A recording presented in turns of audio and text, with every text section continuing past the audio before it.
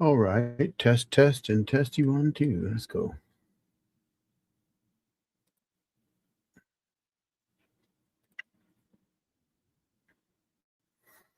All right, just checking sound.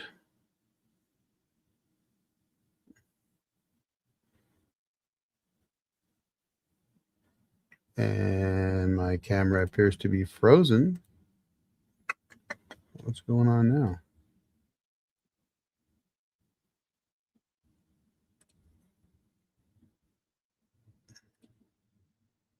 Gotta love modern technology. That is very strange, folks.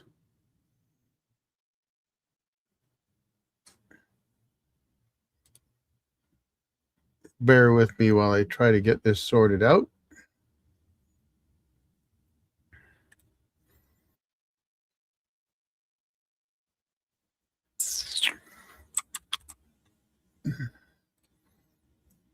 I was having some camera trouble a little bit before we got going, and I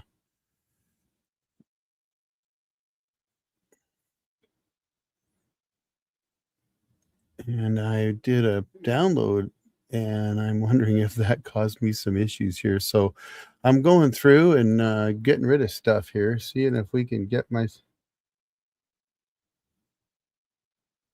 Oh, there we go. Maybe. Dang it. It was working. Technical difficulties, folks.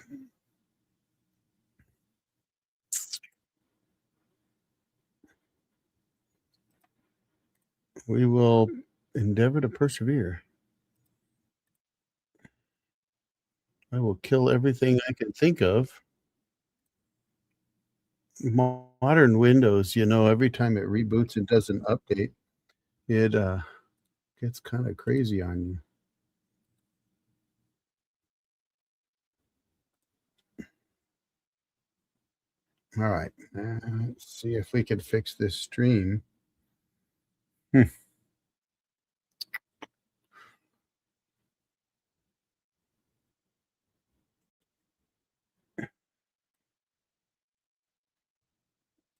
Nothing like going through, trying to rebuild, trying to fix something that doesn't seem to be making any sense.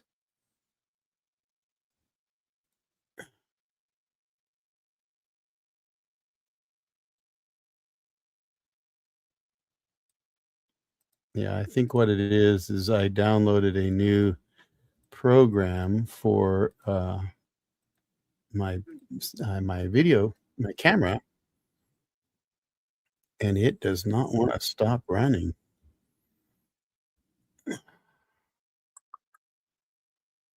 Hang in there, guys. We'll get it fixed. Good thing I started early. It's also hot up here. Okay, we are going to uninstall the software that I installed. We've had a weird winter. Oh, then it wants me to reboot. I don't think so.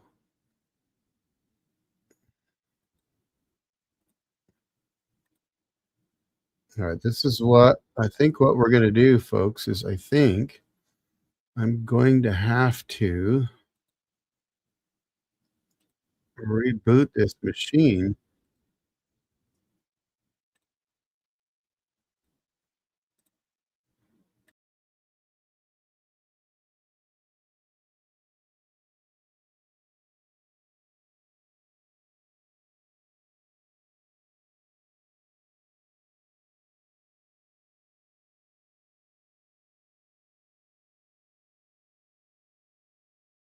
Okay, hold on. Here we go. Maybe it's working. Good Lord, folks. Hold up. Bear with me. We're we're working through some technical.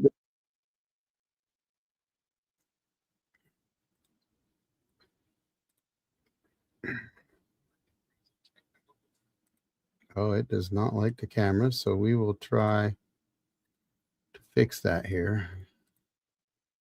This is strange. I've not had this happen before.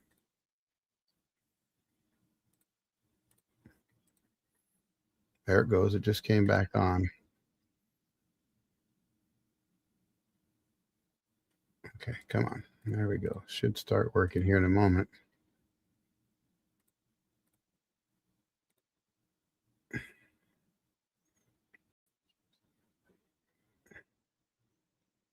All right. Now let's see if that worked. It's showing on my end, so we'll see if this continues to work. Oh, look at this. I think it's gonna work, folks. Good Lord. All right.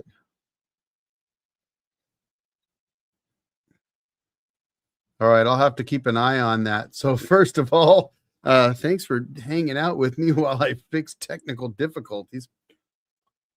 Good Lord. You know, I have worked with computers for a very long time, worked with technology a very long time. And I've been having trouble with this camera. It's a Logitech webcam. You know, I only use it for lives.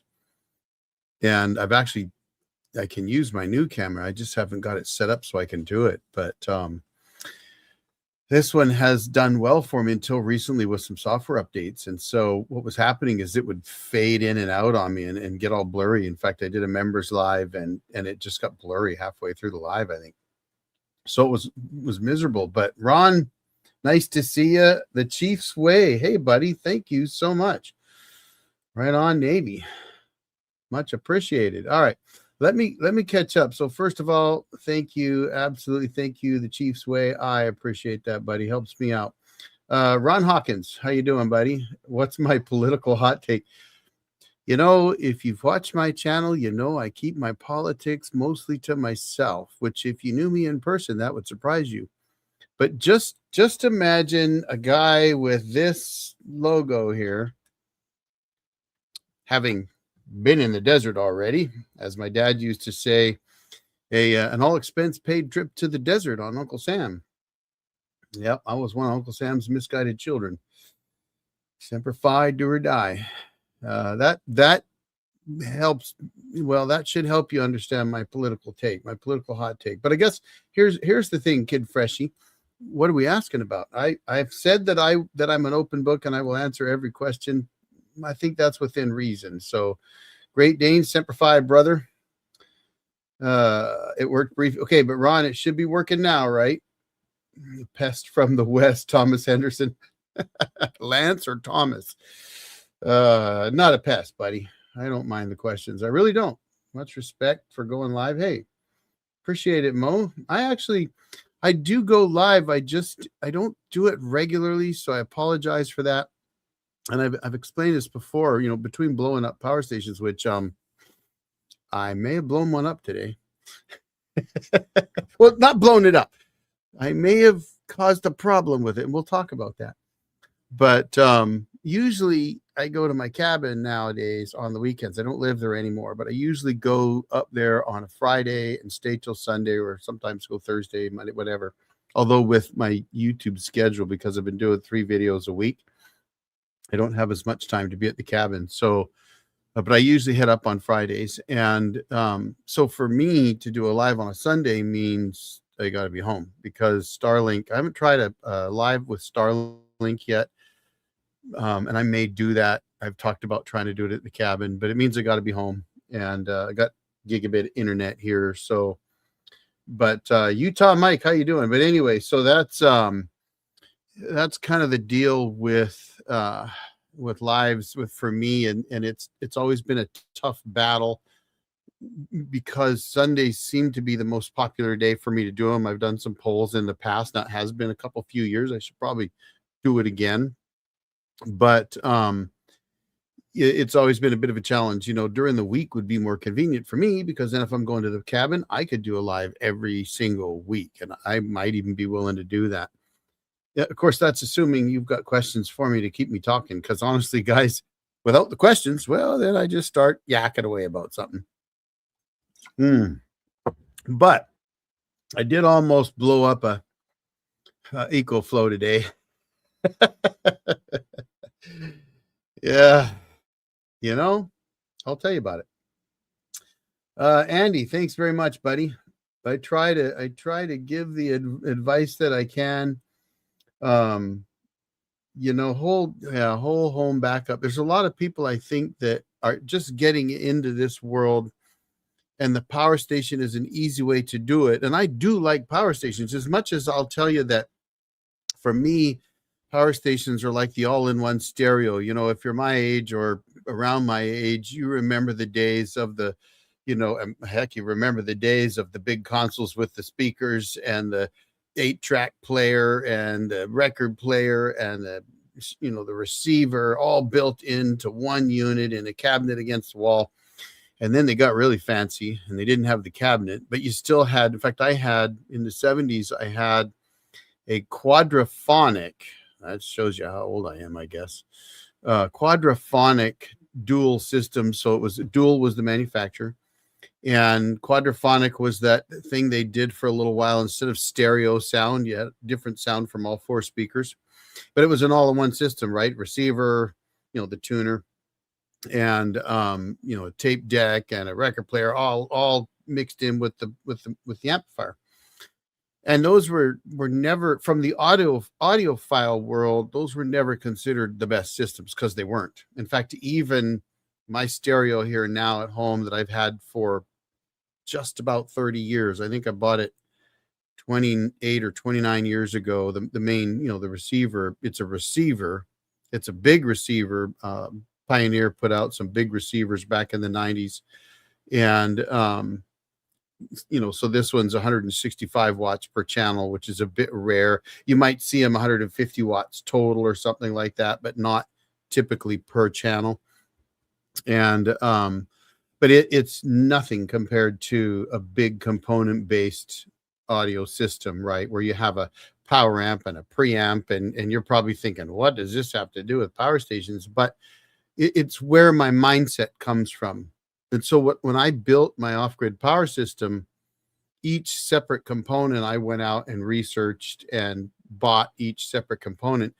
And that has proven to be a good way to do it because those systems are still running today. I'm not using all of them because I've changed some things for different reasons, but I'm still using most of those components to this day. And the other thing is that if one of them does fail, it's easy to replace them, right? If your charge controller fails, you just replace the charge controller. You don't have to replace the whole unit. And I destroyed that AFRI power station, and they're ghosting me right now. I hate to say it, but I haven't heard from AFRI in weeks now. They told me there was some major problems with it, and then they haven't done anything. So I don't know what's going on there, but and I looks like I also damaged the battery I was using, which was a big XENY golf cart battery, and I thought I fixed it. So after doing a firmware update on the EcoFlow Delta 3, I thought, I think I'll use that XENY battery to retest everything, and which I probably shouldn't have done. I probably should have stuck with the watt cycles, but I just thought it'd be easier to throw it on my workbench and just hook it up to the XENY, plug the heater in, and then let it rip and see what happens. And because I wanted to see if the firmware update made a difference. They claim that it does for charging and whatever. And I thought, okay, I want to see if it does. And right away, I noticed something weird. And I charged them both up to 100%. And as they began to run, the EcoFlow dropped to 50% really quickly, almost as if it was getting a full draw from the heater, but it wasn't. I was seeing amperage come off of the XENY battery, but it wasn't dropping very quickly. And then by the time the EcoFlow got down to about 25%, the XENY quit on me, started clicking at me and making all kinds of noise. So I had to shut everything down, and I thought, no, okay. And that's what it was doing before I thought I fixed it. Anyway, messing around with the two, trying to throw a charge on them, reset them, stuff like that. The EcoFlow made kind of a strange noise and then shut down. And I thought, oh no, I just destroyed the EcoFlow. That's what I bought. I wonder if they'll take it in on a warranty claim. So anyway, unplugged everything, plugged in the power to the EcoFlow, and it kind of shut off and on a couple times, and then it charged back up. And so I decided to be kind to it and took it down from full throttle charging to a reverb amp. Yeah. Sorry, I get caught by comments every once in a while, but I turned the charging down to 500 watts just to let it go, because it was sitting at about 100 degrees, and let it fully charged. And I managed to get the XENY to charge it fully charged. And then I tried once again to hook them back up and make them work. And of course, it didn't work. The XENY wasn't happy. EcoFlow wasn't happy. So I said, to heck with it, recharged the EcoFlow again, and disconnected it from the XENY, took it back to where I'm setting up my off-grid shop power, plugged it into one of the watt cycle batteries, and I got a E002 code or something like that, and it kind of tripped out on me a couple times. So I disconnected it and plugged the power back in, got it reset, got everything working again, and then I hooked them back up, turned it back on, and everything seems to be working fine. But I also noticed the battery was still sitting at 99 degrees, and I thought, I mean, after charging up at 500 watts with the firmware update, it should have resolved the issue of the heat, right? The fans should run more, but they're not. They're still running just barely enough. And that wouldn't be that big of a deal. I'm not worried about 99 degrees. However, LiFePro 4 batteries don't like to run over about 135, 140. That's around the max where they cut out. The BMSs will just cut them off. And if you're already at 100 degrees and then you try to push it, well, you're going to get an over temp, which I did already once with the EcoFlow. So I'm going to rerun the test again once everything cools down, and as long as the EcoFlow functions correctly, because I'm not entirely sure it will. But anyway, that's I don't think I've blown it up. I think it's still usable. We'll see. I'm telling you what, though, I'm disappointed with the Delta 3. And I know a lot of guys love the EcoFlow Delta 2s and some of the others. The 3, it's the only one I've had. I've tested lots of power stations. This is the first EcoFlow, and it's not doing good. I don't think the fans run hard enough, or they're good enough, or something. It seems like it just runs too hot. It's quiet, but it's too hot. And I have pushed other power stations pretty hard and not had that issue. In fact, I do the same test with every power station I test. I start out with, my 1500 watt ceramic heater and run it till it dies, and then charge it back up, and then test it again. And they do it. The fans get loud, of course, because they got to cool down, but they do it typically. So I don't know. We'll see. I may, if it doesn't work for me, I might try to do a warranty claim on it and see what EcoFlow says. They're not watching my channel anyway, right? I can just imagine I'll get the email back from them. Yeah, I don't think so. Oh, good Lord. 8 tracks, baby. Yep. All right. Let's see. I'll check in on some comments here while we're chatting, folks. I'm glad you learned a lot, Scooter. I'm happy to help. I don't know everything, though. It's one of the funny things is I think sometimes when you make videos, some guys, not very many, but a few will come in and make comments that are, not the greatest. And honestly, I just, whatever. But as if I'm supposed to know everything, and there ain't a human being on this planet that knows everything, and I certainly don't. I'm always trying to figure it out, right? So trick for that with a different adapter. I know he modified some. So somebody else is making one now, eh? That's Mo's Prep. Interesting. New Zealand. Hey, buddy. First time you caught me on live. Right on. I ordered a mini from New Zealand back in early 2001, late 2000. stripped that Mini down, completely rebuilt it, and drove it across the country and back for a charity. Loved that car, but had to give it up eventually. So anyway, 2000 watt, 1000 amp hour main system that feeds the house. 1000 amp hours. That's pretty good. I mean, I'm guessing 48 volts. 2000 watts isn't that big of an inverter, but 1000 amp hours. No, okay, that's a big system. 51 kilowatt hours, 51,000 watt hours. Home power stations all over the house running things and plugged in the wall on timers. Timers turn on periodically off the main charge. Yeah, that's you know, I mean, 1000 amp hours. I'm thinking about this because I have 360 amp hours at 24 volts at the cabin. I would need a system bigger than that for my main house, to be honest with you. But we also live in an area where you got to run air conditioning a lot in the summertime. I mean, I live in the high desert here. It's terrible. So, I mean, I would need at least that. Well, that would probably do it. If that's one system, but not a 2000 watt inverter, I would need no less than a 12,000 watt inverter to run my house. Let's see. So this is using the watt cycle battery cable you were just testing. Yeah, yeah. I took that cable and hooked it up to my XCNY and yeah, you know, cable seems fine, but I'm not sure the power station is. Yeah, they're somebody told me they got the last one, so I'm curious if they've sold out already.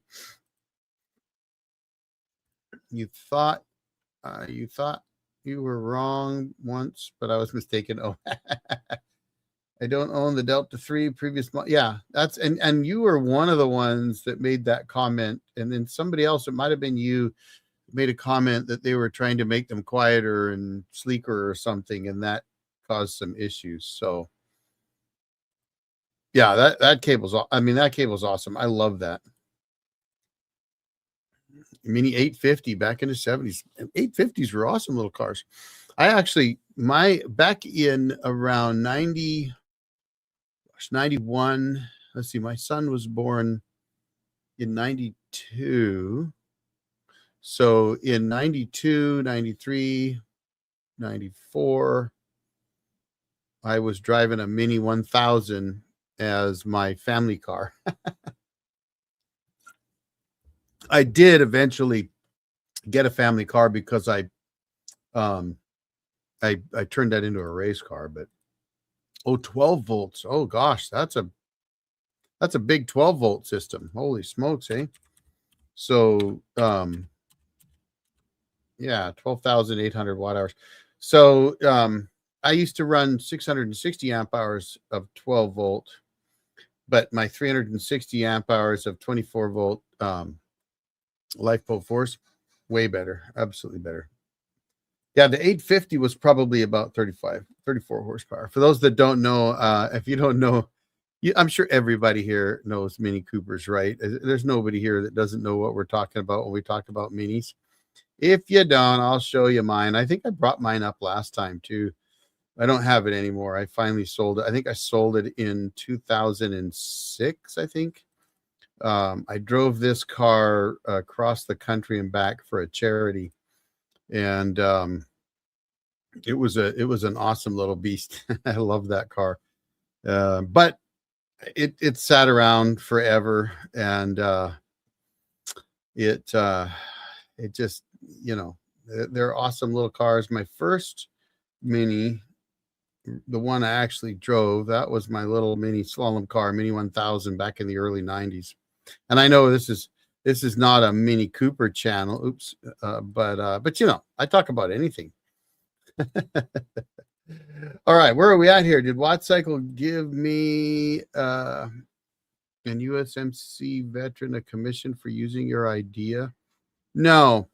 You know, and I've actually, okay, so just so you know, anytime you see a YouTuber posting links for things you can buy on the internet, it's an affiliate link. So I do get, you know, a buck or two from things that if you click on something and you buy that thing, then I'll get a buck or two. I think full disclosure, I think on that cable I get like a $1.90 or something, you know. So they don't, yeah, I don't get anything for coming up with ideas. I actually approached Opus too and said, you know, you need to take your cable and throw some ring terminals on the end of it and terminate the communications part of it. Or, in fact, they were the ones I told, set up a CAN bus for it so you can plug it directly into a server rack battery with a communications port, or CAN bus port. And the protocols are all pretty standard today. So there's different ways to doing it, but I told them just make a cable. And here's the thing, for Opus, there's a place for that B2 battery. Of all the expansion batteries, that one is an impressive battery. I mean, 2100 watts of solar input on it. That and the fact that it can be used standalone for USB and 12 volt stuff all by itself with that much solar kind of makes it worthwhile. To me, it's almost worth having the Mega 1, the B2, and then, one or two server rack batteries. But at the same time, I look at that and I will admit that I kind of look at it as, if you're buying server rack batteries beyond maybe one of them, even perhaps one of them, then it would be easy enough to just get an all-in-one system. You can spend the money and get the EG4, or you can get, the lead time or any of the others out there. There's lots of them. I had an offer to test a 12 kilowatt one recently, but I didn't really want to because it's a name I'm not even familiar with. I mean, some new company that hasn't been around very long that's trying to get in on the game, and that's fine. But I kind of hesitate if I don't know the name at least a little bit. But in any case, there's lots of them out there, and these all-in-one systems are basically power stations without batteries. All you really have to do is plug the battery into it and you're done. Now, better to put some T-class fuses in and maybe a breaker or something, because they don't have breakers. I mean, they have an on-off switch for the whole unit, but they don't have like a battery disconnect. And I personally think those are a good idea.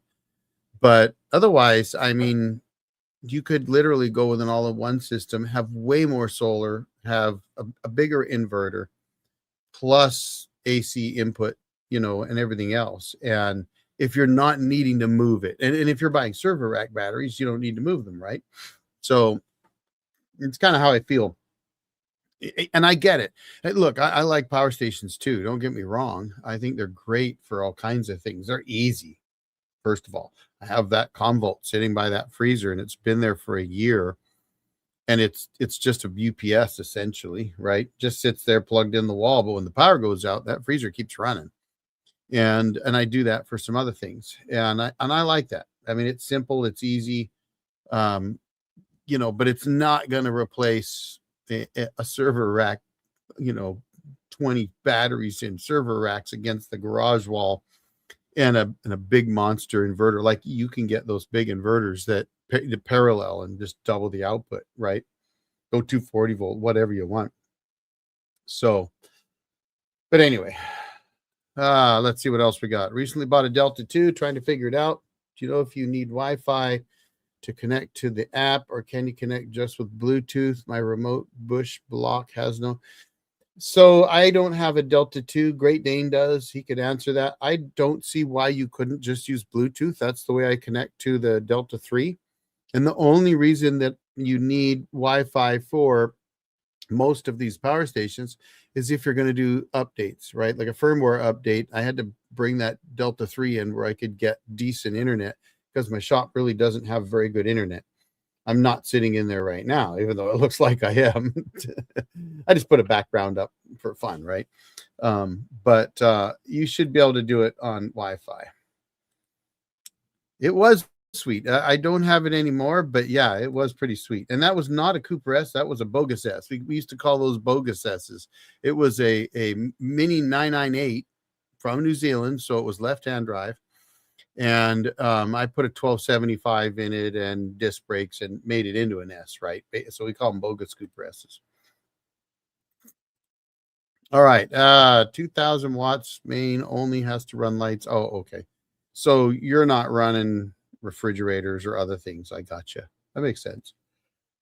Oh, excuse me, guys. Sorry about that. I've been busy today. Let's see. With the EcoFlow app, they try to trick you into using only Wi-Fi. There's a black screen that it's not intuitive, but you have to scroll.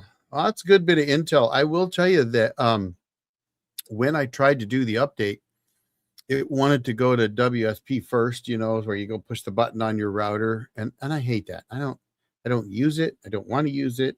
I'm an old computer guy. I can figure out my network myself. And in fact, I was a net tech, right? I mean, I worked in telecom for 30 years. I did networking. I programmed routers. I can figure out my internet. But you have to let it not find it before it gives you the option to put in your own, network. Anyway, I thought I would tell you a little bit of what I'm working on, but oh gosh. So other than the Delta 3 beating the crap out of it, and again, I've been working on a video on it because there is one thing that I have found with it that I was trying to resolve. And that is that while the EcoFlow's internal charger will charge the server rack battery, it would not when they both were at 0% state of charge. So when I completely drained them all the way, then it failed to fire up. No matter what I did, it would come up with an overcurrent alarm. So I thought, that's kind of weird. But, perhaps the battery was trying to take everything that was coming into the EcoFlow. I don't know. Seems very odd. It should just provide what it provides, and that's it. Like, there shouldn't be an issue of having to provide over what it can. So I thought, okay, fine. I'll plug in my XENY charger to the watt cycle battery and see what happens then. So I did that, and of course it's charging them both up just fine. Then at about 25 or 30%, I thought, I wonder what would happen if I plugged in the EcoFlow now. So I did that, and lo and behold, it worked just fine, and it was providing a charge. And in fact, what happened was I had an 18 amp charger plugged in. That's the XEMY charger. And it was giving, I think, about 12 amps to the watt cycle and 6 to the EcoFlow, something like that. When I plugged in the EcoFlow, then that 12 amps jumped up, I think, to about 20. And I'll have to put the video together to show you, but I think it jumped up to about 20, and the rest that was coming into the EcoFlow started charging the EcoFlow battery. So the EcoFlow charger was actually providing a charge to the watt cycle battery at the same time my watt cycle charger was, which is what I would have expected. So that was working good. And then because I screwed up my testing anyway at that point, because I was actually testing to see how much power it would draw with a watt meter, and I just said to heck with it when I plugged in the EcoFlow. Whatever, I can do that another time. But then I thought, well, what if I just unplug the 18 amp charger and see what happens? So I unplugged it, and the EcoFlow charged them both. And I actually cranked it up to 1500 watts to see how it would do, and it actually jumped up to 1600 watts. And I thought that was odd because it shouldn't do that. And I would say that that's got to be a fault in their programming. And in fact, another weird thing that it did is that when I dropped it from 1500 watts to 1400 watts, it actually settled at 1400 watts. So I didn't want to run it at 1600 watts when it's not supposed to do that for a long time without frying something. So I just left it at 1400 watts, and then it started to get hotter, and it did get up to 100 degrees. So I turned it down, I think, to something like 1200 to let it complete, charging. And I think it got to 100 degrees when it was over 90%. But it did actually completely charge both of them up. Now, the watt cycle reported 100% state of charge, but I noticed that the voltage was a tad low on the watt cycle. So I think that's fine. I think here's what I think. I think EcoFlow, they claim that they have a 51.2 volt battery. That's what they claim. But they don't charge it the way you normally charge a 51.2 volt battery. It looks, at least the first couple times, it would only charge to 53.7 volts. Well, that's not what you normally do with a 51.2 volt battery, right? Standard lithium iron phosphate 51.2 volt battery chargers charge at 58.4 volts. That's typically what they charge at. Now, I mean, they could go to 58.2, 58 even. Any of those are fine. The BMS should handle that and adjust that correctly. But I also know that those server rack batteries typically end up around 55.5 volts, 55.7 maybe, when they're done charging. That would be their final voltage. They'll settle below that after they've sat for a bit, but that's where they finish. The EcoFlow was finishing at 53.7. And I thought that was a bit odd. And then the last time I charged it, it actually finished at 54.3.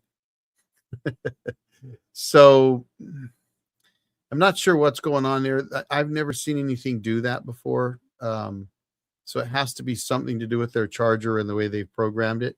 But the fact that the watt cycle reported 100% and it got there from, I mean, originally I was on the XENY until about 25 to 30%, and then had both of them going until it was around 70%. And then I had the EcoFlow finish it off.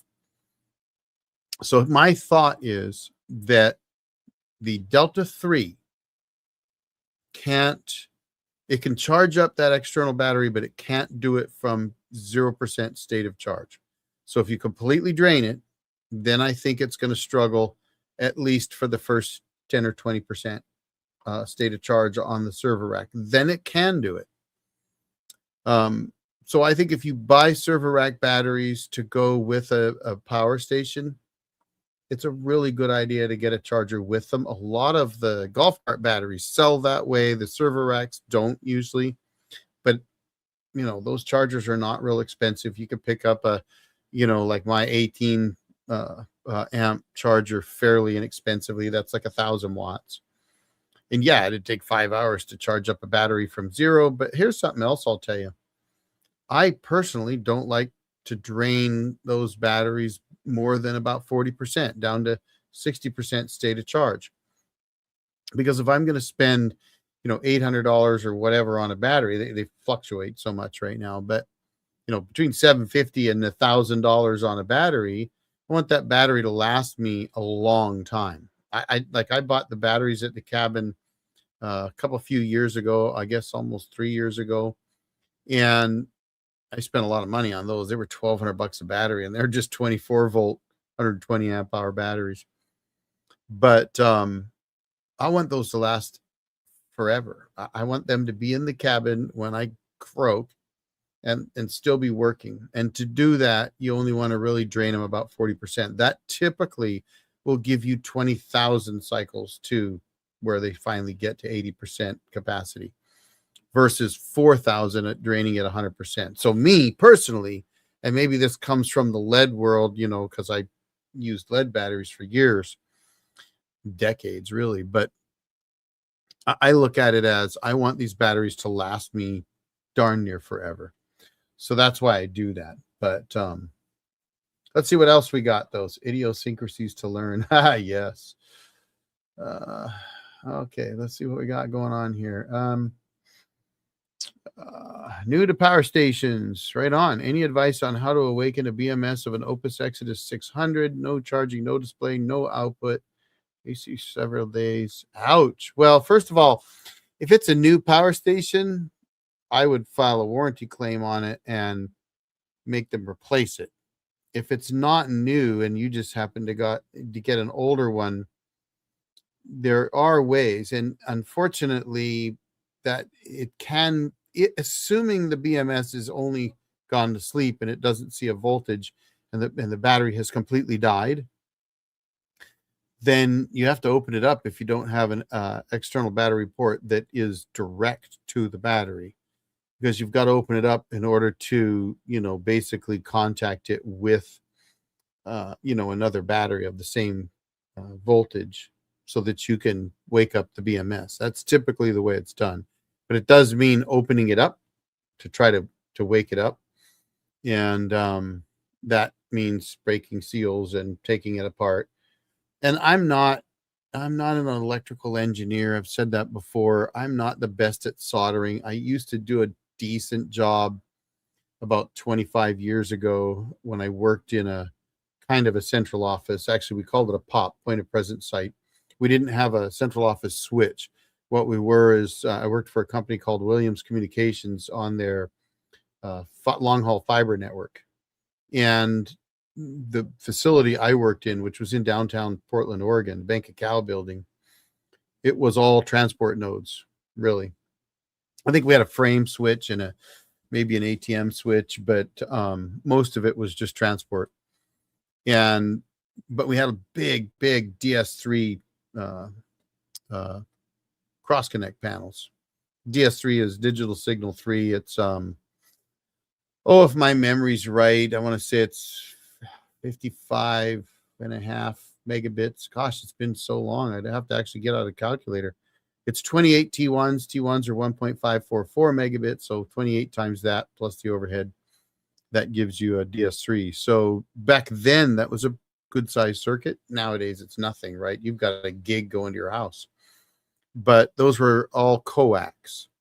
And when you made your own cross connects, you had to solder the connection for the lights. The cross connect panels, I'd have to send you a picture of one or something, but cross connect panels have lights on them.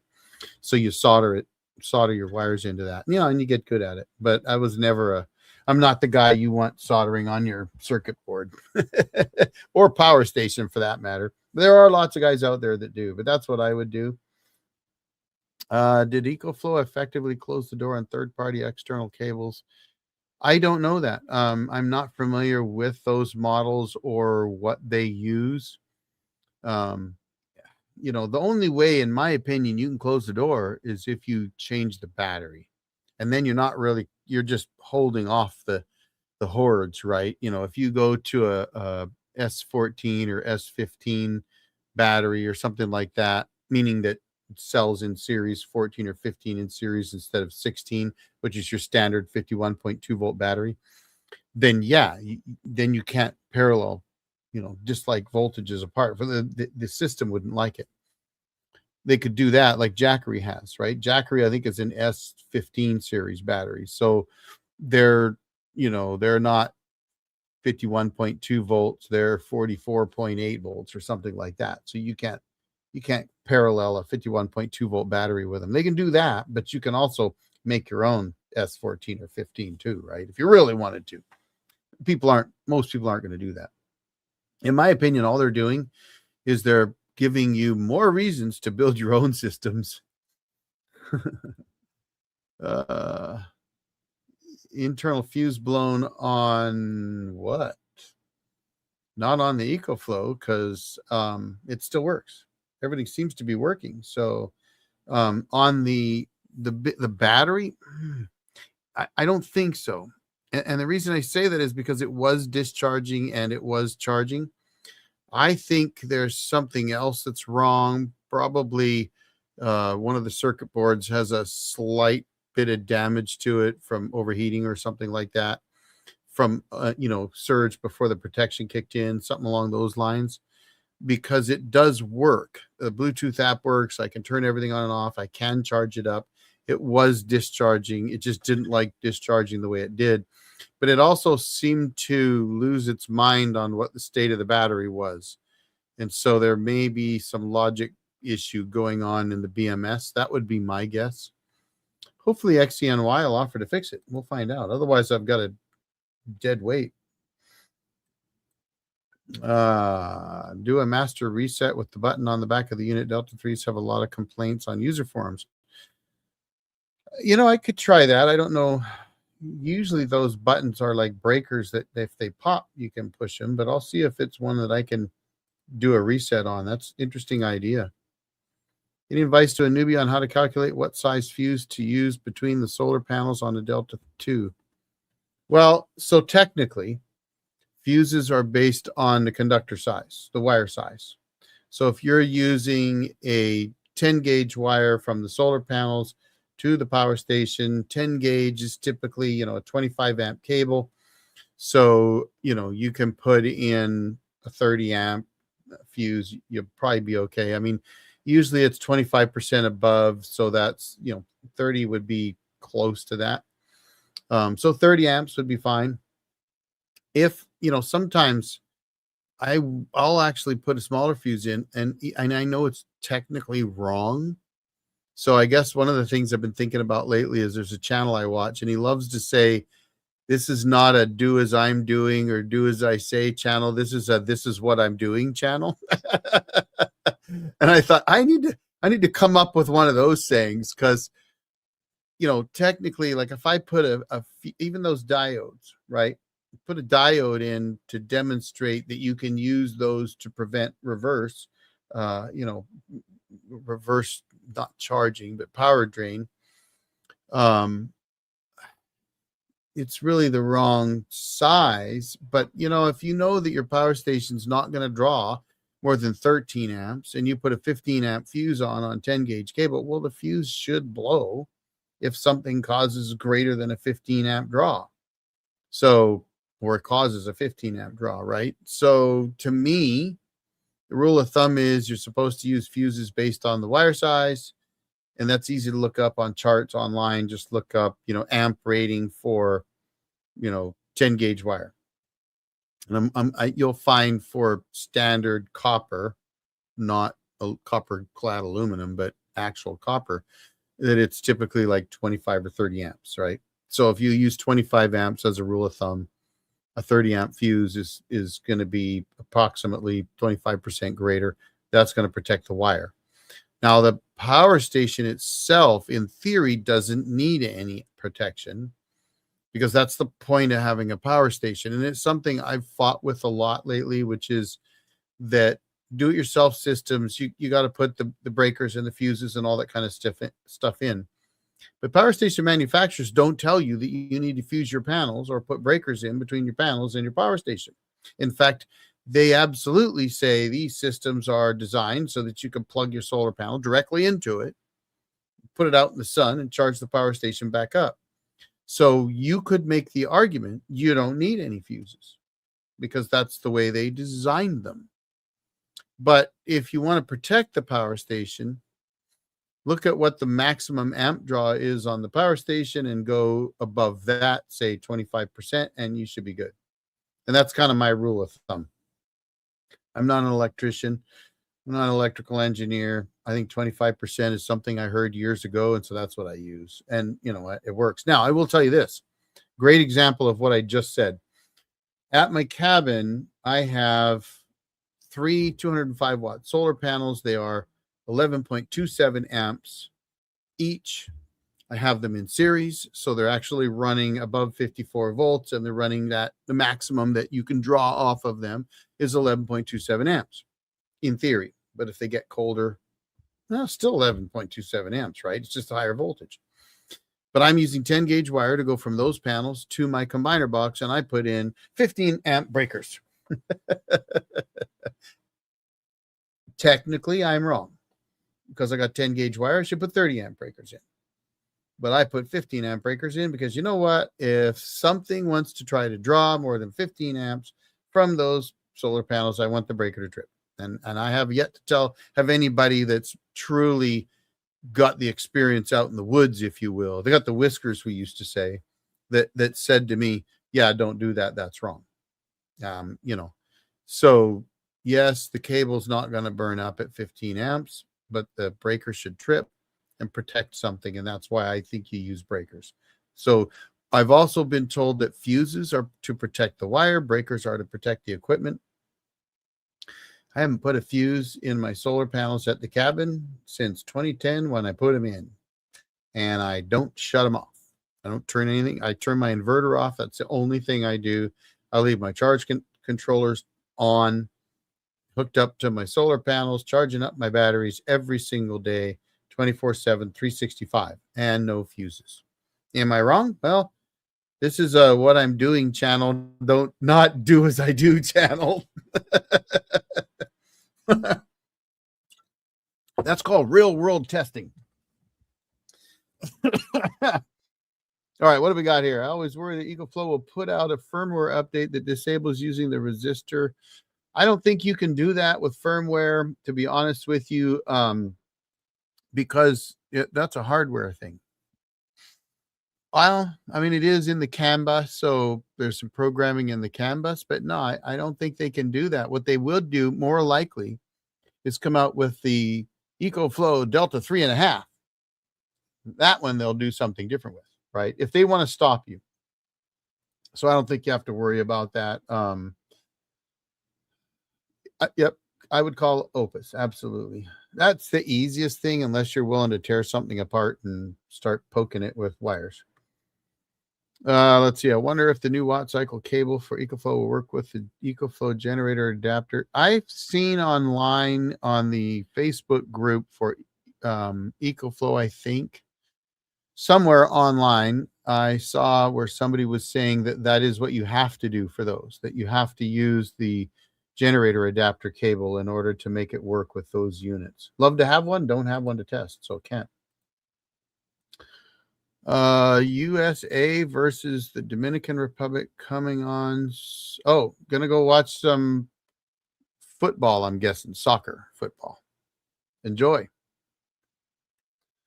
All right, where's the guy that was asking me about my political views? He left. I'm guessing Kid Freshy, he was the one. I'm guessing Kid Freshy left us because I told him my political views were directly related to the thing right here, you know, Semper Fi, do or die. All right, anyway, what else am I working on? I'm working on a video on battery types. I've got to get that one out pretty soon, and I'll be talking about a larger 12-volt battery. It might be more interesting to the overland folks, or those out in the woods that worry about the cold. We'll see. I'm working on that one.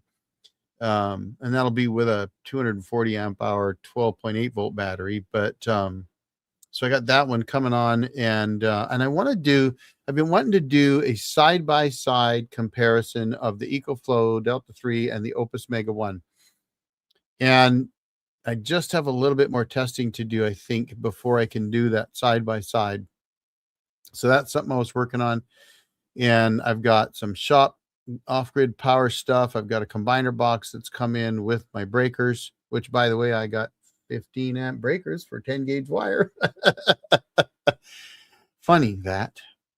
But so I actually have the 1600 watts of solar currently running directly to the Opus B2 battery with the Opus Mega 1 on top, using it to charge up shop batteries and things. And I was debating just leaving it there for like a month, but I don't think I will. And the reason is I need to get my combiner box installed and run my solar panels to the combiner box so that I can begin continuing on my off-grid shop power. But I probably need to pull a permit for part of the build. So, and I've been going, I hate permits. I hate it. And so I'm like, and here's the thing. Electricians, you know, the inspectors, a lot of them, at least in the past, they didn't know squat about off-grid power stuff. They hear solar, and the first thing that goes through their mind is you're going to backfeed power to the grid. And I'm not. And I have no intent. I would never do that. It doesn't make it. It's in my opinion, it doesn't make any sense unless you're in a state where you get to sell it back at the cost you pay for it, right? Because the problem with selling back to the grid is you usually sell it at wholesale. Like they buy it from you at wholesale, but they sell it to you at resale value, which is like double wholesale. So you almost have to produce twice as much power that you use in order to break even, unless you're in a state that's different than that. But that's the way ours is. So I see no reason to do it. It just not, to me, it's not worth it. I'm not going to spend a bunch of money on solar panels to give it to the grid. If I'm going to put panels up, it's so I can be not connected to the grid or use a hell of a lot less of it, right? And the price of power here is so darn cheap that it doesn't make financial sense. Like if you're in Europe, probably makes a lot of sense. And in fact, I've talked to guys like Renajong, that's his nick here on YouTube. We've chatted a few times, and it sounds like it really makes sense for him. Power is really expensive, and anything he can do to reduce power usage by using solar saves him a ton of money. Well, that makes perfect sense, right? But where I'm at, I mean, there are hydroelectric dams all around me. We feed power from the Pacific Northwest down to California because they won't build power systems down there, so they take our power. But anyway, it's cheap up here, and so it doesn't make sense. But for me, the shop, for example, costs me about $100 a month to run if I'm down there making videos or working in the shop or whatever. And so there's some incentive to do it. No, I mean, that's not a lot of money, really, $100. But I mean, not if you've gone out and, had dinner at a restaurant lately. We don't go out and eat very much, but we go to this place in where we live called Ice Harbor Brewing. And it's not like a really expensive place at all. This is like a pub. And for Darcy and I to go, and I don't drink alcohol anymore. Well, I do a little bit, very, very little. But and like I probably won't have another one for a week or two. And but so I just usually have root beer.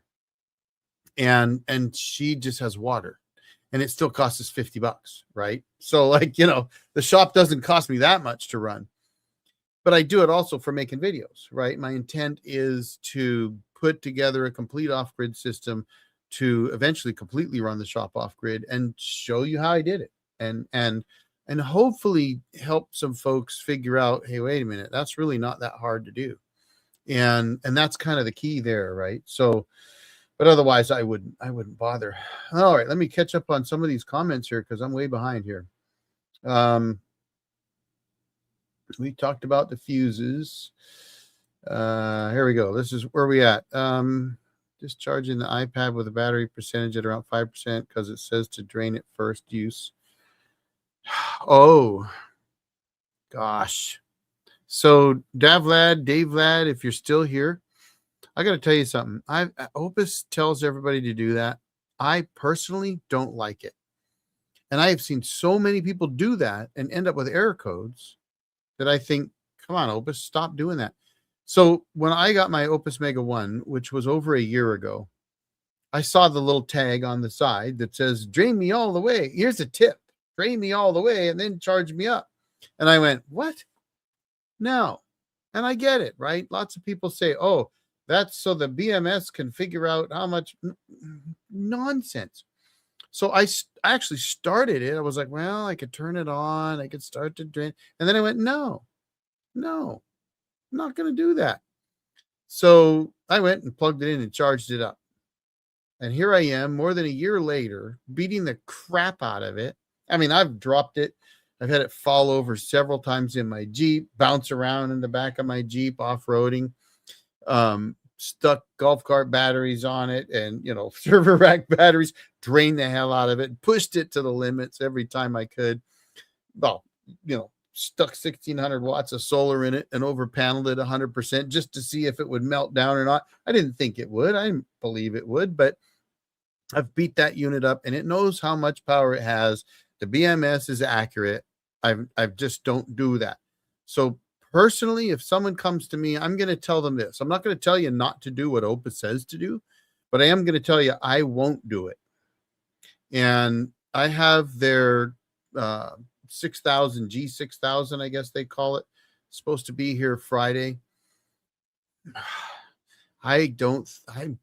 If it says that on the side of it, you know what I'm going to do? I'm not going to do it. I'm going to charge the damn thing up the way I have done every other power station I have and all of them. Batteries don't say drain them all the way. It's crazy.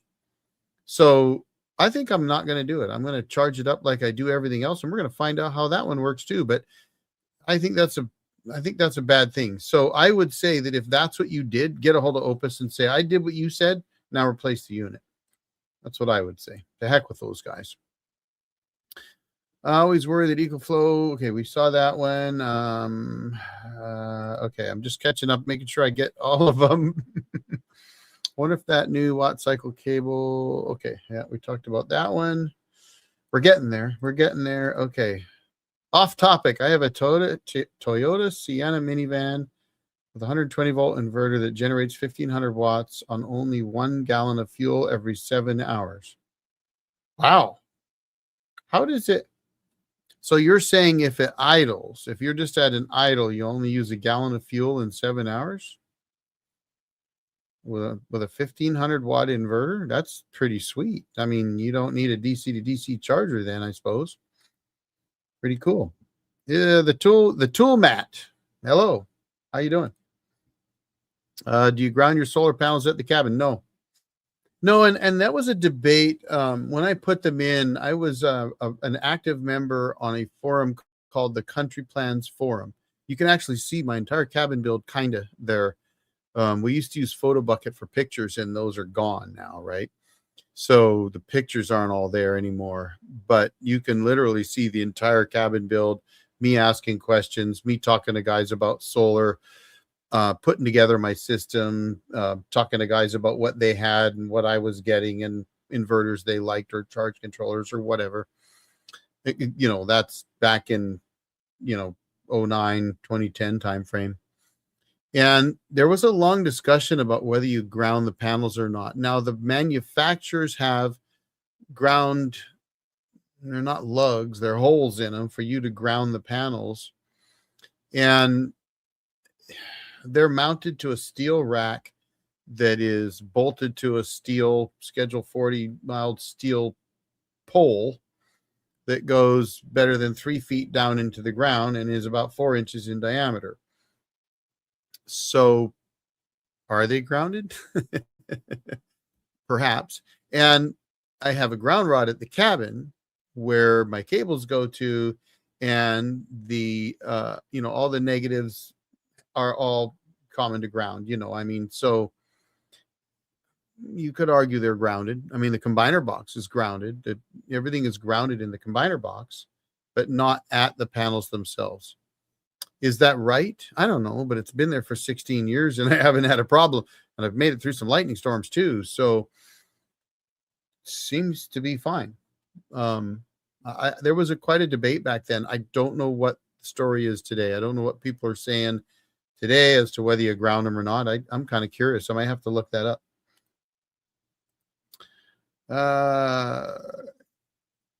Check out the new watts. Well, that's what I have, I think, because the one I have now has internal cell balancing. So at least it says it does. Mine are new. Let's see. Would using a breaker only be a replacement for both the cutoff switch and fuse? So it could, absolutely. Okay, let's think about this. I was talking about the shop when I said you needed a disconnect. So for a power station, you don't need one. A breaker would be great. If you had a breaker, now here's the thing. I'm talking permanent mount. So if you've got permanently mounted, or like I do, ground kind of mounted, but they're movable solar panels, then I think having a breaker makes sense. You put a breaker in and you run that from there to your power station or your charge controller or your charge inverter or your all-in-one system or whatever. But to a power station, as I said earlier, technically you don't have to put one in at all. But if they're permanent systems, I think it's a great idea. I think it's a good idea. And, fuse it. You could just fuse it for that matter. If it's a power station, they designed them so that you could just plug the solar panels into the side of them. I do it all the time. So if you're worried about it, you can get those fuses. If you look at my video, I think maybe not the diode video, but I could put a link in here too. Or you could go to Amazon and just search MC4 fuse, and and they'll pop up. I've got Boujar V 15 amp fuses, seem to work fine. I mean, I've never blown one, so I don't know. The tool mat. Howdy. Let's see. You're wondering how sturdy the server type batteries are. I would like to build a dolly unit and take it on the road. Can it withstand the bumps? So I will tell you that if you want a server rack battery that can withstand the bumps, you probably got to spend a lot of money. They're not designed to do that. So there's no anti-vibe or anything in them. But the higher priced ones are built better. So maybe they can take it better. But one of the reasons why I like the XENY golf cart battery that I think I've damaged, I know I damaged it. Let's just put it that way. Is because it has anti-vibe and it also has fire suppression built in, but it's not a cheap battery. It's like $1,500. And that's kind of where you're at, right? If you're going to put batteries like that in, then you kind of got to spend the money. Or, I mean, I don't see why you couldn't go with a non-server rack golf cart battery like the lead time golf cart battery. That's probably like $800 or $900. It is in a steel case, and just go that route, and it should be fine. I mean, I think anything made for a golf cart should be able to handle being in your truck, which probably has a better suspension, or your van or whatever. So that's my thought. Server rack batteries would be nice, but they may not be built for that kind of thing. Never live where you're. So, yeah, I don't have an HOA. I won't do that. My neighbors are good. We live on a half acre, and it's it technically is within the city limits. It used to be county, but the area is growing so fast. We used to have a 10-acre field behind us with cows in it. Now it's houses, but it's okay. I mean, I don't. My cabin, that's a whole nother story. That's 20 acres and they can just not bother me. And let's just leave it there. I don't want to say publicly what I think. This is too public. Catch me on a members live and then ask me. That one won't be public. In Cincinnati, all permanent mounted must feed the grid. Nope. What? That's a bunch of BS. Now, that's a great use case for power stations. I mean, if those, I want to call them commies, if those commies pass laws like that, if we had a law like that here, then I wouldn't permit. I'd be like, you know what this is? This is metric for the alternative. That's what I would say to them. And if you've never heard that, you're New Zealand, you guys know, what I just did, right? We get almost nothing for feeding back to the grid. Hardly worth it. Yeah. I mean, well, power companies are in it. I don't care if it's a public utility or not. They're in it to make money, and buying it from you at wholesale when they can just make it themselves and sell it back to you at retail. I mean, it's not worth it, in my opinion. I had to say I did follow my Opus instructions and drained it first, and it cut off at 5%. Then I did a full charge and battery capacity test, and it was over 90%. So it worked. Well, that's good. I've just seen a lot of people end up with errors doing it, and I didn't do it, and mine works perfectly fine. So, first time Cayman Islands. Hey, Maroons. 76 Maroons, huh? The Cayman Islands. I bet it's nice down there. I was down the last time I was even anywhere like that, not the Caymans, but was in the Caribbean. God, beautiful, gorgeous, long time ago. Love my video. Well, thank you. Much appreciated. I love to see battery expansion on I can't. Yeah, the Jackery 5,000 plus or the 3,600. I've got a 3,600. At the moment, I can't do one because they do not use a standard S15 battery that's 51.2 volts. They use, or S16, sorry. They use an S15 that's like 44.8 volts. So the problem is, you essentially have to make your own battery to do it, which you can do. People do it all the time, but you'd have to get a BMS, and maybe the JKS BMS will do it. I don't know. I've never looked into it, but if you can, I'm sure that if you get 15 cells, you put it together in a box and you make your own battery, and if you can get like the JKS, if it'll go 44.8, then you can do it. Absolutely. But that's, some of these companies are doing that. They're using different. In fact, I predicted a while ago that we'd probably see 96-volt batteries in the future. Doesn't seem to have gone that way yet, but who knows, right? I mean, we went from VHS to beta, and beta disappeared, and we went to DVDs, right? So, and Blu-ray. I mean, you still have Blu-ray, but people don't even use hardly DVDs or Blu-ray anymore because they just get it on the internet now. So, and my point of that is that technology does its thing, and the market determines who's going to do what. And right now, 48 volt, that's the rage. Well, 51.2, right? That's the rage. Everybody wants that for pretty good reason. But from an efficiency standpoint, 96 would be better, in my opinion. 74. Well, I guess 74. I mean, you could do something higher like that. I don't know that it would make sense. You might as well just go to 96. The only problem is, and maybe this is why it won't, is that low voltage is considered, and there's a low voltage and there's a low voltage. So low voltage in the communications world is 50 volts or less, right? Or below 50 volts. I know in the electricians world, I think it's a lot higher, but in the communications world, 50 volts or less is low voltage, and there is a license called a low voltage license. And somebody with a low voltage license can run telephone wires, right? They can wire up telephones, which is a neg 48 volt system. They can do, local area networks, that kind of stuff, hook up your Wi-Fi, put all that stuff in. They can do all that without a special electrician's license. It's called a low voltage license.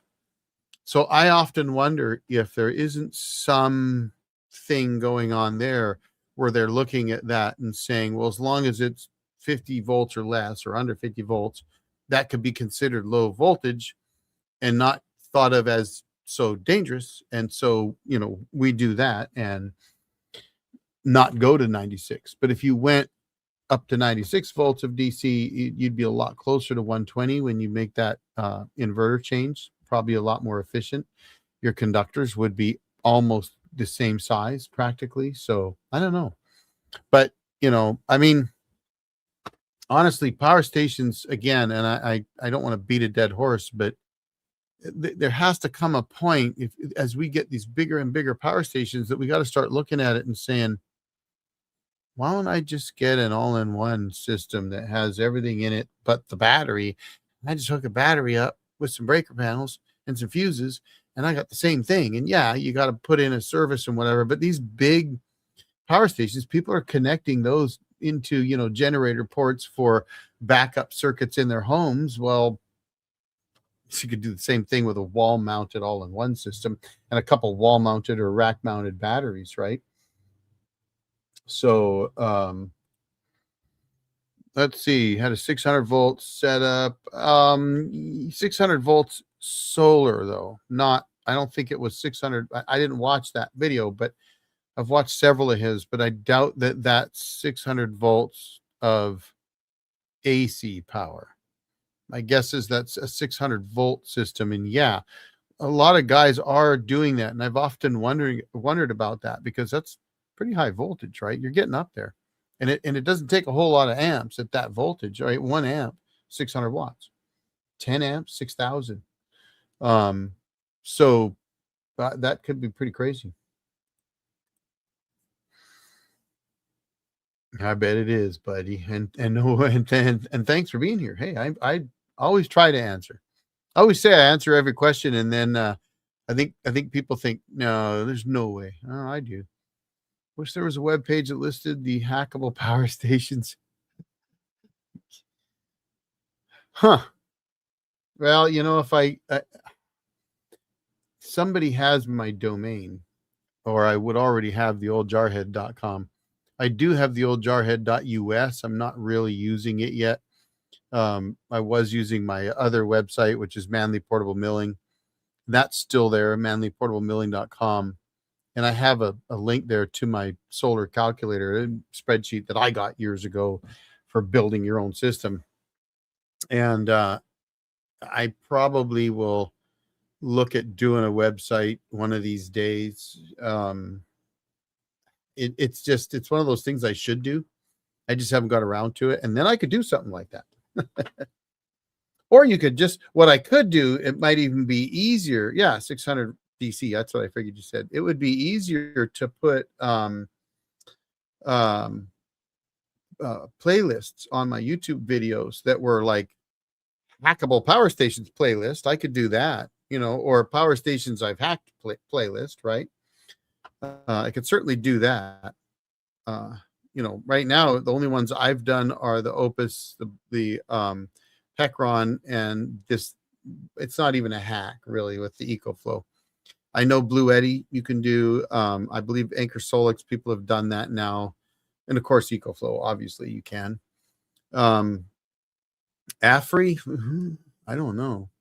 I've heard people say they can do it with the P210 or P310, sorry. I'm not sure. I don't know.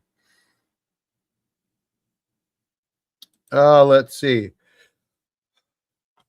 Oh, God. 12 Sur batteries in series. Oh, so 600 volts of battery.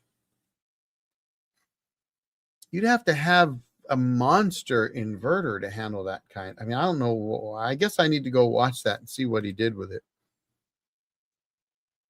$35,000. Yeah. Well, that's not even anything. That's just a little bit. Hey, appreciate it, Louis. I mean, $35,000 for batteries. Yeah. Look at Tesla Powerwalls. And if you want to run your house off solar and you live in a modern home, especially a bigger modern home, I mean, if you're running 50 kilowatts of energy per day, right?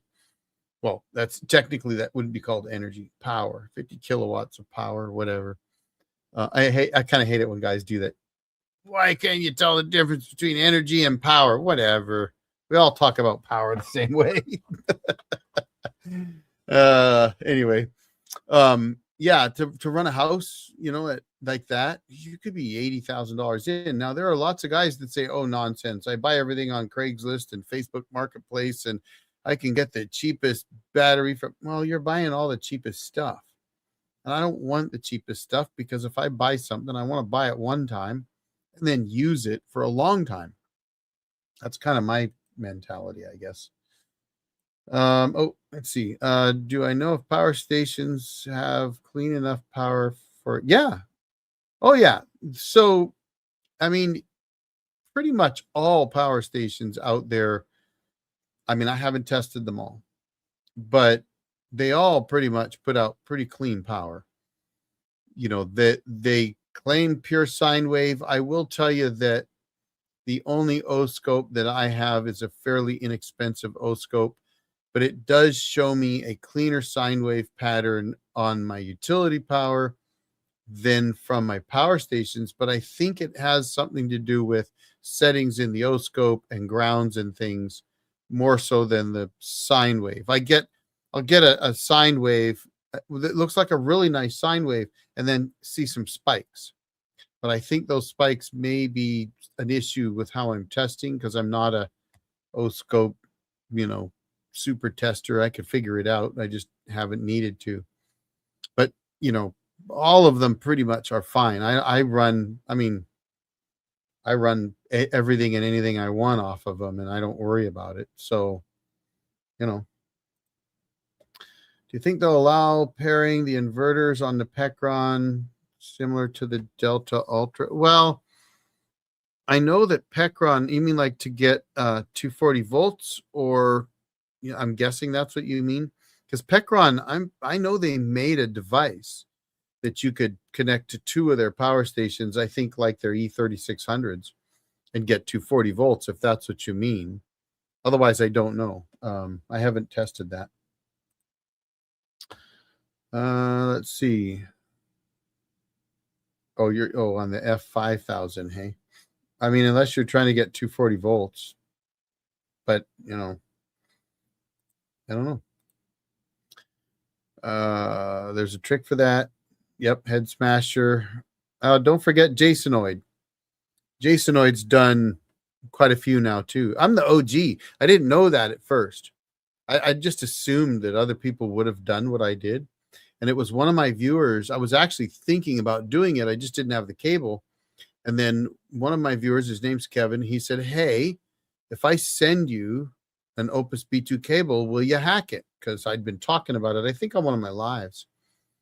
And I said, sure, why not? So he sent it to me and I did the hack. Well, it turns out nobody had ever done it before. And then now everybody's doing it. They're all getting in on the act, which is good. I love it. Actually, I think that's the way it should be. Absolutely. What else you guys got? We're at just over an hour and a quarter, and I haven't given any memberships away. So guess what? I need to do that because it's been a while. So we'll throw 5 out there right now and see how many, see who gets them. Let's see if it announces. Let's see. Gabriel, Odin, the JM, Bill Collins. I always want those to happen when, to somebody who's on the live, and I've had it happen, but unfortunately the way it works is it randomly chooses from the 32,000 subscribers I have. So I don't see anybody who's on here right now. Sorry, guys. Wouldn't that have been cool though? I mean, those are the memberships, and I there are some members on here actually. Usually with members, you'll actually see something next to their name. Let me see if I can see one on here. There's usually like an indicator by them when they post. It tells you. But Astro, hey, members get to see videos before they go release to the public, and they and a lot of times I'll put up a video because I think it's ready to go, but then I'll catch something and go, I need to edit that, or I just won't like the way something fits, and so I'll kick it over to members only, because it always goes members only first, but it's scheduled to go out. And then what I'll do is I'll take the scheduling off, leave it for members, dump the advertising, so there's no commercials, and then go back and re-edit it and then put it back up again. So they'll see that. They'll see sometimes a video might be 12 minutes long, and by the time I decide I'm happy with it, it's 9 minutes long, and they'll get to see the longer video, which will have more in it. And it's an unfortunate aspect of YouTube. So a little bit of YouTube insight for you is that the biggest, most important metric on YouTube is average view duration, which means that, when you have a video with, say, 10,000 views, if it's got 40% average view duration after 10,000 views, meaning that 40% of the people watched all of it, or all of the people watched 40% of it, basically, right? So 4 minutes of a 10-minute video, then it'll probably keep going for a while. But if it drops to like 15 or 20%, then it'll cut the video off and stop showing it. Not entirely, but mostly. And so because I am a monetized YouTuber, I make money on YouTube. I get paid by YouTube. And this is what I do. And I think we all like to have jobs and earn money. So it's kind of like my job, only I do it because I want to, not because I have to.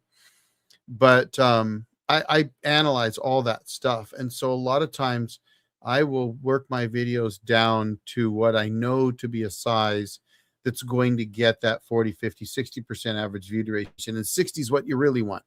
So if you see an 8-minute video and you only watch 2 minutes of it, that actually hurts the video's performance. Now, obviously, if one person does it, it doesn't hurt much. But if 1,000 people go to watch the video and they all stop at 25% into the video, YouTube says, nope, we're not going to keep showing that video. And the reason is simple. YouTube has to make money to keep the servers running. And the way they make money is through advertising.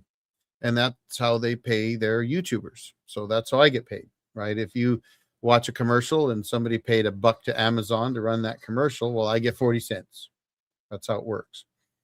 So anyway, this is a long-winded way of saying that when I edit videos, I do have to put that in mind. And one of the reasons for that is if I want you to see it so that you could learn something, I have to make sure that YouTube will show it to you, which means I have to try to keep it concise, to the point, and as reasonably short as I can. And trust me, if you've been watching my live very long, you know I could keep going and going and going, right? I might spend 45 minutes talking to the camera to cut a video that ends up being 8 minutes, and there's a lot left out.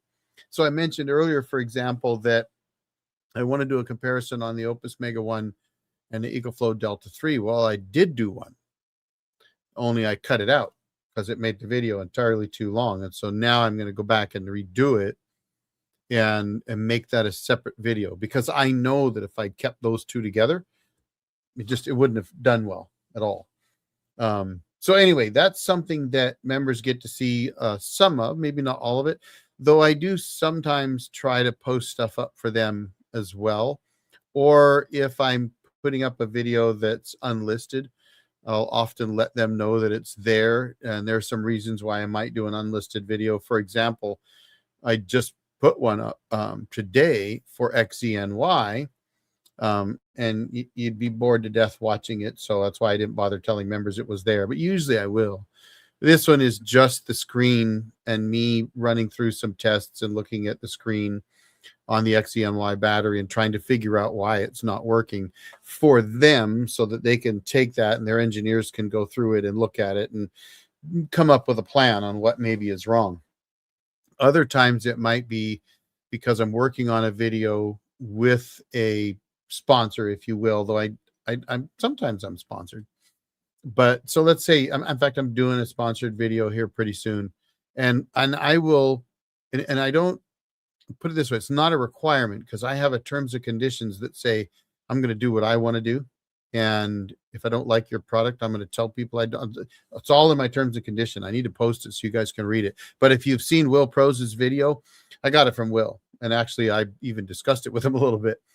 But I took Will's terms and condition and rebuilt my own based on his. And so it even says in there, I'm not your employee. I'm not signing a contract or an NDA or anything else. My job is to see if there's a problem and tell people about it if there is, basically, or if I like something, right? But if I'm doing a sponsored video as a courtesy, I will often complete the video, maybe an early edit, and then post it as unlisted so they can go see it. Because if I make it a member video, they can't see it. But if I post it as unlisted, I could send them the link, they can watch it, and then I'll also tell the members that it's there so they can watch it.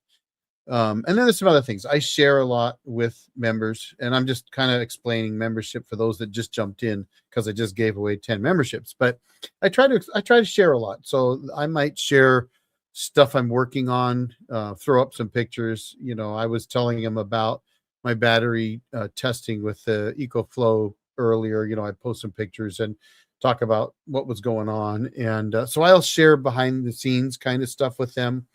And you know, some personal stuff and whatever. So that's what that's all about. Cut out 3 minutes of swearing. Oh, I've done that, buddy. If you watched my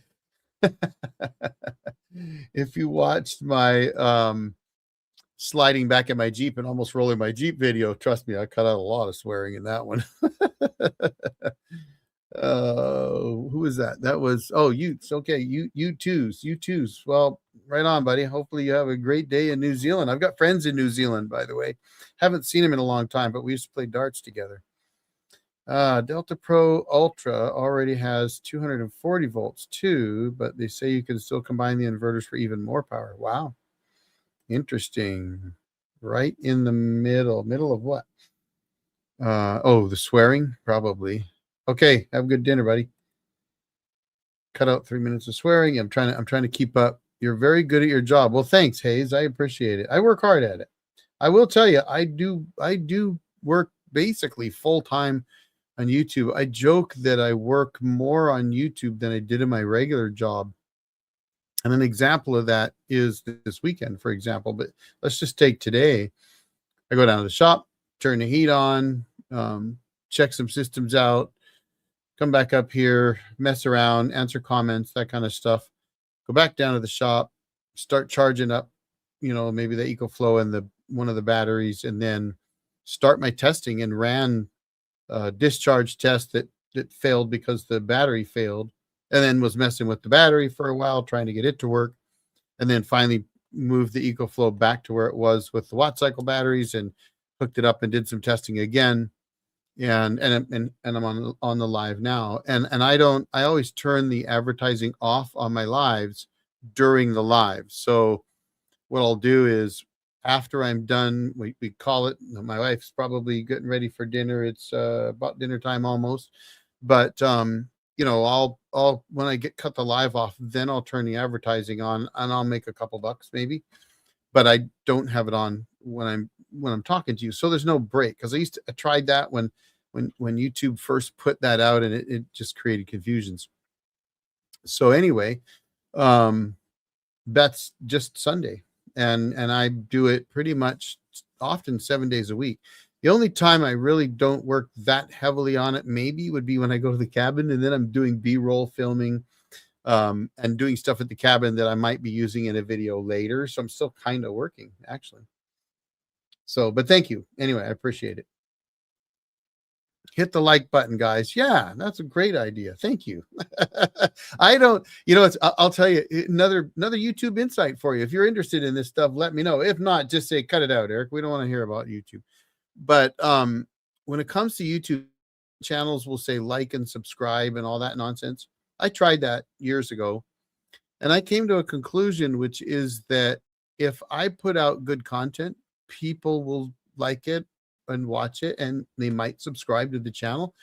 But I figure that it's on me to put out the content that you decide that you enjoy, that you like, that you get something out of, so that you'll do that. And so I don't do it. And a lot of these channels that tell you how to run a YouTube channel tell you should do that. And I just think that it's more important to try to put out good content and be honest. That's another thing, right? That is something that I've always been that way throughout my life, but I think is really, really important if you're into doing YouTube videos, is be honest. Just be honest, because people can tell if you're not being honest, for one thing. But two, if people know you're being honest, then they appreciate, they value that, right? That's the way I think. So, but video to the point. Yeah, that's a challenge for me, though. I got to tell you right now, buddy. So Sylvain Lavoie.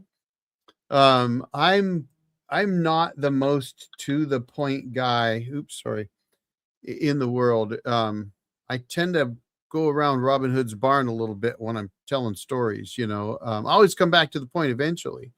But in YouTube, that doesn't work very well. So I work very hard at condensing my message that I'm trying to get out in a shorter period of time than I would naturally do it. So there's an insight for you too. If you sit down and talk with me like we are right now, this is what it would be like, except for you'd be able to talk to me instead of typing. But you'd see I can chat for hours, and it is a challenge. It is something that I have faced dealing with.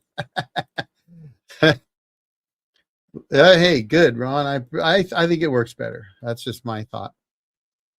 Could I just leave my Delta 2 permanently plugged into the mains? Yes, absolutely. No, it will not damage your Delta 2. They are designed to be run as a UPS. Uh-oh. Did my camera quit? Oh, no, it didn't. Woof. My whole computer froze, guys. That was weird. I was trying to answer you there. Yeah, leave that thing plugged in. Absolutely. It will not damage it. I have two that are plugged in 100% of the time. No worries. No worries. All right. I think, guys, let me check here. It's 5:30. I told my wife I was only going to go for about an hour to an hour and a half. Okay. So I think we're going to call it good. Any last questions before we call it good today and I go down and have dinner? I'll give you a second or two to throw them out if you got that burning question that you want to know right away. Otherwise, guys, it was fun. What's your go-to watt meter? The watt meter, because it was inexpensive and I got it on Amazon and it works. I will tell you this. I like to use the same one for all my testing. I like the ones that light up, and and it's called a watt meter. So honestly, I don't know that they're any better or worse than the others. As long as it does what you need, I think an inexpensive one works fine, honestly. Bare bones advice for 12-volt system, remote cabin, deer blind, circuit breakers in a system. If you have to do 12-volt, because I would advise against it, then if you're leaving it out there and you don't have heat and it can get cold, then you could build a system similar to the one I have. I've got some videos, older videos on that system. I need to do a new one. But for a bare bones system, deer blind, where all you're doing is running lights and stuff, you could probably run 300 or 400 amp hours of 12.8 volt batteries in parallel to a 2000 watt pure sine wave inverter. If you don't want to have a main disconnect, which would be my recommendation, would be a Midnight Solar main disconnect with the appropriate amp rating. And that would be based on a 2000 watt inverter drawing 12.8 volts. So simple math is 2000 divided by 12.8 tells you your amps. You want cables that can handle that 25% above it, a disconnect 25% above that. I wouldn't even bother fusing it. I would just use disconnects. And then for charge controllers, depends on whether you want to spend a little more money and get the Cadillac like the Victrons, or you want to just get something that works like the Lead Time. You could get a Lead Time 35 amp controller for your solar panels. I like to have no less than 25% of the capacity of my battery bank. So if I've got 4,000 watt hours, then I'm going to want at least 1,000 watts of solar. That's basically how I look at it. That way, 4 hours of sun will get it fully charged up. 10 gauge cable from the solar panels to your charge controller with a breaker in between, appropriate for the panels. So if you're going to, and it honestly, here's what I'm going to tell you. Go to manlyportablemilling.com. Let me do this. I'm going to type this out. All right, go to that, and then let me find the exact link for you. How about that? manlyportablemilling.com. And then if you go to tools, and at the very bottom, there's something called PV System Calculator. Here, let me do this, guys. I'm going to, I can't, I'm going to just post the link. Scroll down to the bottom of this page. There's a spreadsheet. You can download that spreadsheet. The website's kind of old because it's from when I was running sawmilling all the time. That spreadsheet is a good spreadsheet for you to be able to put in your voltages, your batteries, how much power you're going to use, and it'll tell you, you could tell you how big of solar panels you need, all that kind of stuff. Tells you everything you need to know. Doesn't tell you your breakers, but you can email me. You can email me at theoldjarhead@manlyportablemilling.com, and I answer my emails. As long as I don't get too inundated with them, I will answer emails. You can also go to the Country Plans Forum, and there is a page on there that's all about solar, and some of us still go in there and check it, so we can answer there. Also, Will Prose's forum, do-it-yourself solar. Just look up DIY solar forum. That's a great way to do it. So, all right, there you go. Last one, Ocean Waves. Good to see you. Ron, you have a great night. Astro, thanks again. I am going to go have dinner. Absolutely. What do you think about old solar panels used? If they work, they work. I've got some that work just fine that are 16 years old. My next live, I will have to put something out. I'm not sure because I got a bunch of stuff coming up. I will try to do something during the week. So look for that. I think I'll try that. Thanks, KON and Maroons. Thank you too. Firepower, you bet, buddy. All right, guys. Y'all have a great night. I'm going to go have dinner. See you later.